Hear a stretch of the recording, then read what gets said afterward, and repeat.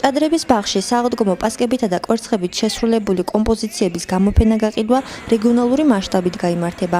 გურიისთვის პასკის ფესტივალი ტრადიციად ჩამოყალიბდა. ფესტივალზე საღდგომო სუფრის აუცილებელი ატრიბუტების კომპოზიცია იქნება წარმოდგენილი. პასკა, ჯეჯილი, წითელი ღვინო, შეღებილი კვერცხები. ეს ის ჩამონათვალია, რასაც ავტორი თავისი კომპოზიციისთვის გამოიყენებს.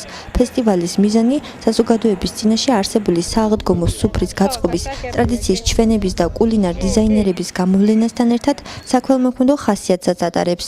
გაკეთდება შემოწირულობები, თანხა შეჭირებულ ოჯახებს გადაეცემათ. შესაბამისად, ფესტივალის ყველა ავტორი საქველმოქმედო აქციის მონაწილე გახდება. ფესტივალი შემოქმედელი მიტროპოლიტის იოსების ლოცვა-კურთხევით ტარდება. ჟიური 14 ნომინაციაში გამოავლენს გამარჯვებულებს.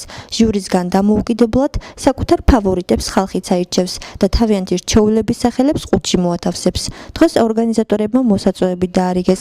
ფესტივალის ბოლოს კომპოზიციის ავტორების სიგელებით, ფასიანი საჩუქრებით, ხოლო გამარჯვებულები დიპლომებით დაჯილდოვდებიან. ეს პასკის ფესტივალი ტარდება ოზურგეთში, რეგიონალური მასშტაბით, სადაც ჩართული არიან ლანჩხუთი, ჩოხატაური და ოზურგეთი.